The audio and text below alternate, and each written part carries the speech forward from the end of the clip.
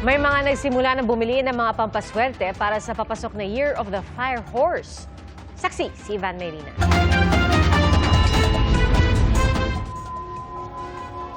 Sa mga panahong ito, ilang araw bago magpalit ng taon, pila-pila na ang mga kumukonsulta sa isang feng shui expert sa isang tindahan ng Lucky Charm sa Binondo, Maynila. Ang papasok na taon, Year of the Fire Horse, simbolo ng masidhing determinasyon at mabilis sa kilos.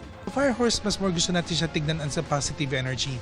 This is a year of passion and also determination. Importante lang talaga, syempre may sipag, may tiyaga, diskarte, and pinaka-most important, aware tayo sa mga gusto natin mangyari. Hindi birong ginugugol ng mga naniniwala para sa mga pampaswerte. May iba mga Lucky Charm kasi, libo-libong piso rin ang halaga. Bukod sa magandang swerte sa trabaho at negosyo, isa pa sa pinakakaraniwang hiling ng mga nagpupunta rito, ang mabuting kalusugan sa bawat taon. Si Juvie Cunanan, ika-4 na taon nang lumuluwas mula sa Pampanga para bumili ng Lucky Charm.